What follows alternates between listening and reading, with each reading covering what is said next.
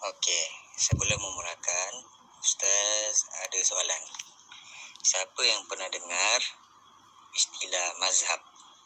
Mazhab Hanafi, Maliki, Syafi'i, Hanbali. Siapa yang pernah dengar?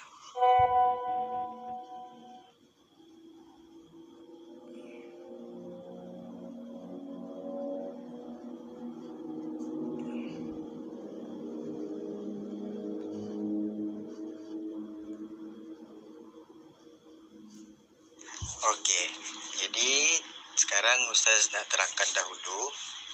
Dalam Islam, dalam agama kita ni, kita ada 4 mazhab.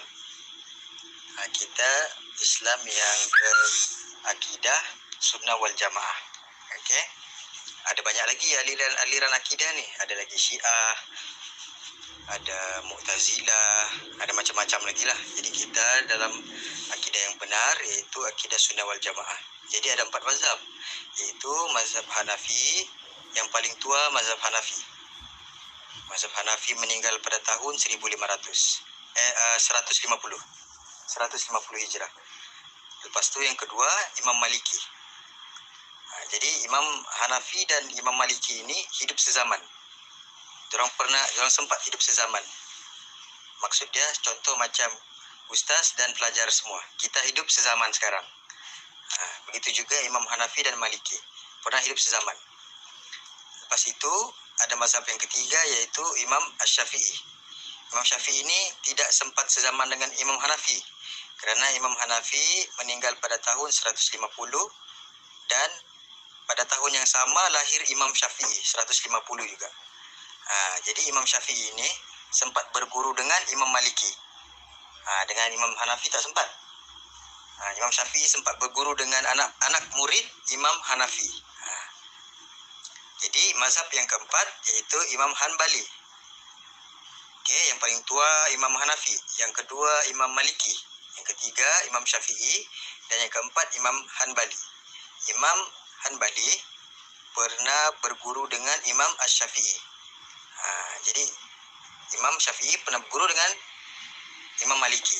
Imam Maliki sezaman hidup dengan Imam Hanafi, macam tu. Okey. Jadi Imam Hanafi pengasas kepada mazhab Hanafi. Imam Maliki pengasas kepada mazhab Maliki. Imam Syafi'i pengasas kepada mazhab Syafi'i. Dan Imam Hanbali pengasas kepada mazhab Hanbali. Jadi sekarang, hari ini kita belajar mengenai 2 mazhab saja, 2 tokoh, iaitu Imam Syafi'i dan Imam Hanbali. Okey, yang pertama Imam Syafi'i. Nama penuh beliau ialah Muhammad bin Idris Asy-Syafi'i. Nama dia Muhammad bin Idris.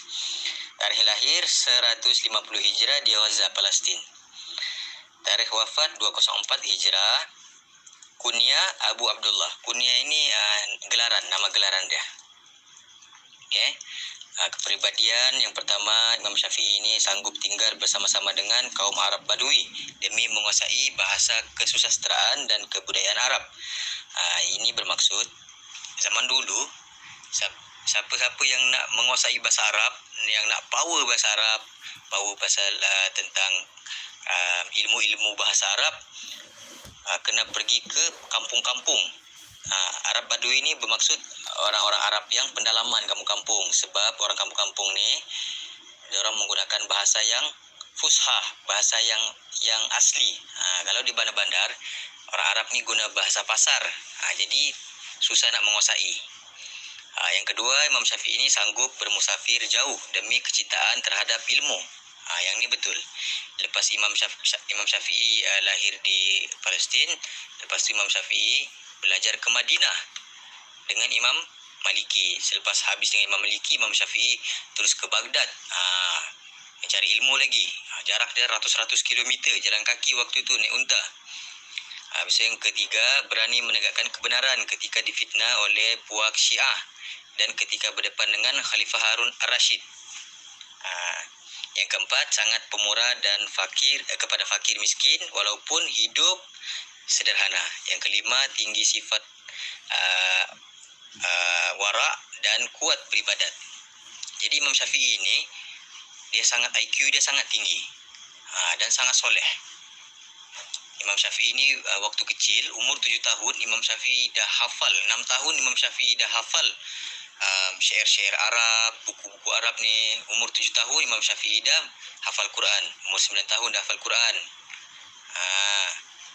Jadi waktu dikisahkan zaman Imam Syafi'i ni, setiap kali dia nak solat pergi masjid, Imam Syafi'i ni dia tutup telinga dia guna kapas.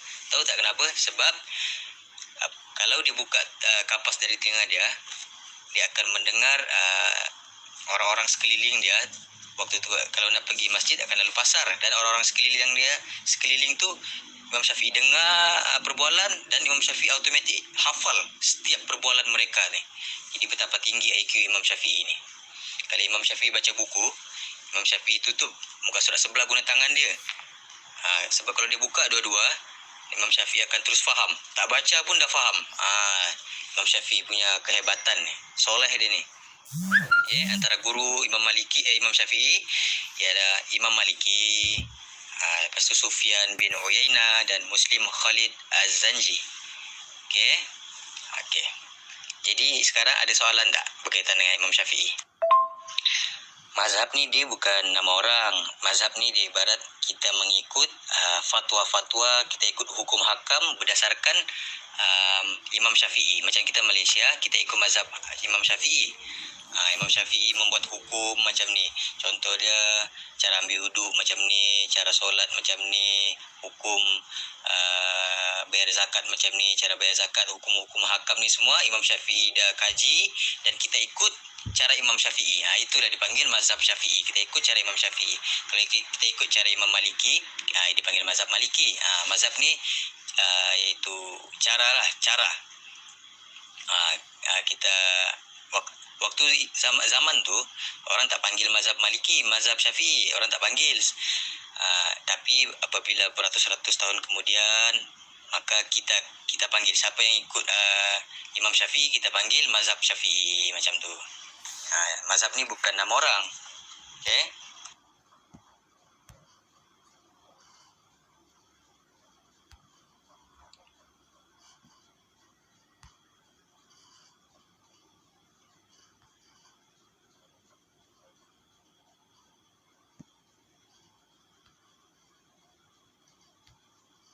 Okey, jadi saya terang lagi. Nama penuh Imam Hanbali iaitu Ahmad bin Muhammad bin Hanbal. Jadi kita panggil dia Imam Hanbali. Disabitkan kepada nama atuk dia. Orang Arab memang macam tu. Lepas tu Imam Hanbali ini lahir pada tahun 164 Hijrah. Jadi Imam Hanbali ni kira junior kepada Imam Syafi'i. Tarikh wafat 241 Hijrah, kunyah Abu Abdullah.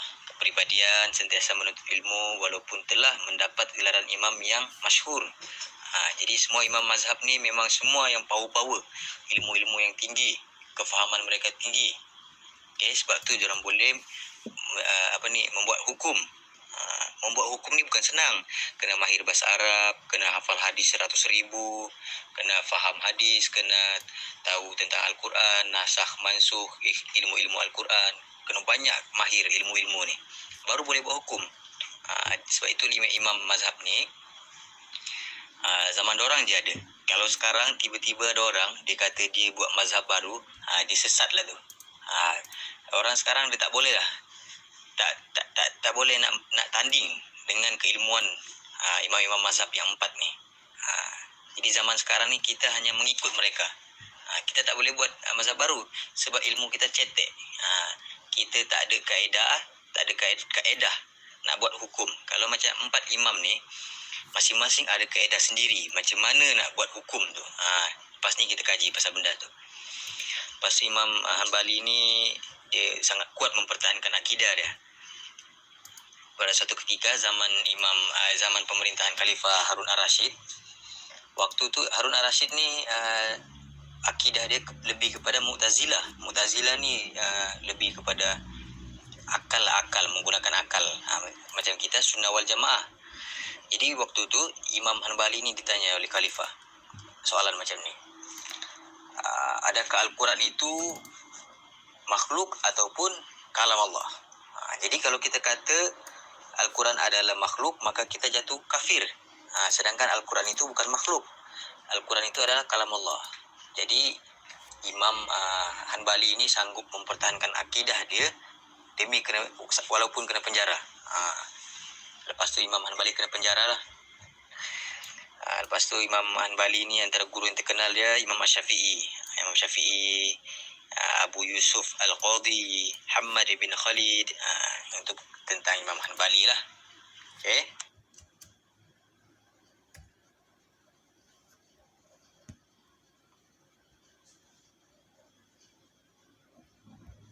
Okey, baik. Sekarang Ustaz nak terangkan. Jadi Imam Syafi'i ni, bukan Imam Syafi'i, semua imam mazhab ni, semua dah tulis kitab yang banyak. Setiap imam ni dah tulis kitab yang banyak, berpuluh-puluh, beratus-ratus kitab. Jadi Imam Syafi'i ni antara kitab yang terkenal yang beliau karang iaitu kitab Ar-Risalah, kitab Al-Um dan kitab Musnad. Ini semua tentang hukum lah. Lepas tu mengasaskan mazhab berdasarkan kaedah ijma', qiyas, istidlal. Ini antara, ada banyak lagi kaedah yang Imam Syafi'i gunakan. Yang tiga ni yang kaedah yang masyhur lah. Nak buat hukum, nak ambil hukum ni haram, makruh, harus, sunat. Yang ni berdasarkan hukum, berdasarkan kaedah yang ni. Contoh yang pertama kaedah ijma'. Ijma' ni kesepakatan ulama. Contoh ulama-ulama sepakat rokok hukum dia haram. Jadi Imam Syafi'i menggunakan ijma'. Yang kedua kias. Kias ni ambil kiasan lah, kiasan. Contoh dia mengambil hukum hisab dadah. Jadi dalam dalil Al-Quran tak ada. Nabi pun tak bagi tahu hukum hisab dadah, tapi kaedah kias ni mengambil hukum yang sama. Contoh dia arak. Arak ni memabukkan. Jadi semua benda-benda yang memabukkan adalah haram. Sama seperti dadah. Yang itu kaedah kiasan. Lepas tu istidlal. Jadi murid yang terkenal istidlal ni dalil lah, dari dalil.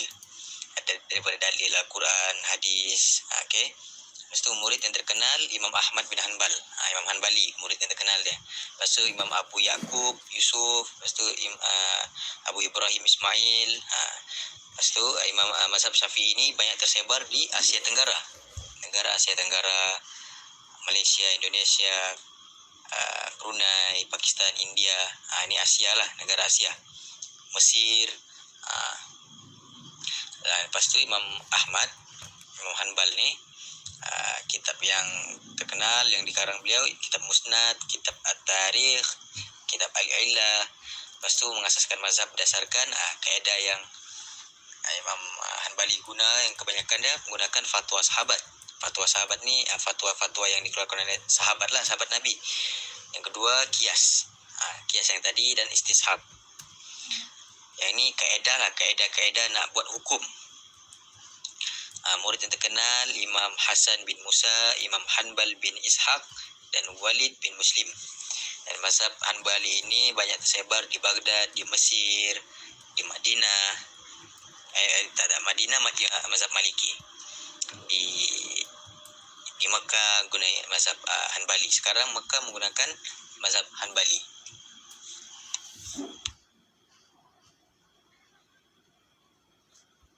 Ada Imam Syafi'i, ada isteri, ada dua isteri.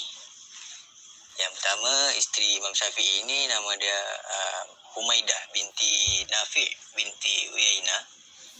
Dan satu lagi isteri Imam Syafi'i ini adalah hamba dia. Dia menikah dengan seorang budak perempuan, hamba dia. Dan Imam Syafi'i ada anak 4 orang. Ada 2 lelaki dan 2 perempuan. Jadi saya nak terangkan sikit. Kenapa ada yang tanya tak pasal kenapa Malaysia guna mazhab Maliki, Syafi'i, kenapa negara ni guna mazhab ni, kenapa gini, kenapa ambil yang ni. Sebenarnya macam ni. Dulu ulama yang datang ke Malaysia, tanah Melayu ni, kebanyakan dia adalah pedagang-pedagang, ulama-ulama yang bermazhab Syafi'i. Dan sebab itulah Sultan kita dulu yang mula-mula masuk Islam dan mengambil mazhab Syafi'i. Sebab itulah sampai sekarang kita menggunakan mazhab Syafi'i. Begitu. lagi Ustaz nak tambah, kita ni tak boleh nak campur adukkan mazhab dalam kita punya kehidupan. Boleh nak campur, tapi dengan syarat yang pertama kena mahir ilmu. Kena mahir ilmu dalam mazhab. Mahir mazhab Hanafi, mahir 4 mazhab ni. Baru kita boleh amalkan, boleh campur. Tapi nak campur tu pun tak boleh dalam satu bumbung yang sama. Contoh dia dalam bumbung solat. Contoh dalam solat, kita tak boleh ambil wuduk menggunakan mazhab Maliki dan cara solat menggunakan mazhab Syafi'i. Tak boleh nak campur. Kalau nak campur juga, contoh dia solat wuduk Syafi'i, cara sembahyang Syafi'i, dan zakat ikut Imam Hanafi. Macam kita Malaysia ni, zakat kita menggunakan mazhab Hanafi. Sebab Imam Hanafi membenarkan zakat dibayar dengan duit tunai. Kalau Imam Syafi'i, zakat tak boleh nak bayar dengan tunai, dengan duit. Imam Syafi'i nak bayar zakat kena menggunakan makanan asasi negara tersebut. Macam kita beras, kena bayar beras. Tapi ulama kita dah bagi kita menggunakan mazhab Hanafi. Mazhab Hanafi boleh menggunakan duit, wang. Yang tu maksudnya kita campur aduk, tapi berlainan bumbung, berlainan bidang. Kalau dalam satu bidang yang sama tak boleh nak campur. Macam tadi.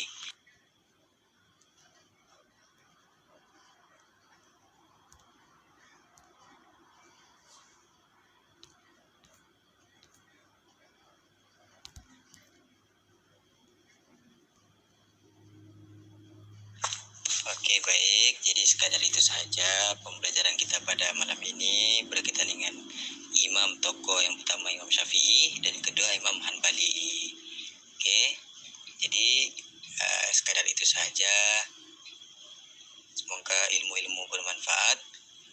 Sekian, kita tutup kelas kita. Assalamualaikum warahmatullahi wabarakatuh. Terima kasih kepada yang merespon Ustaz pada malam ini, yang hadir pada kelas. Okey, Assalamualaikum. Okey, baik.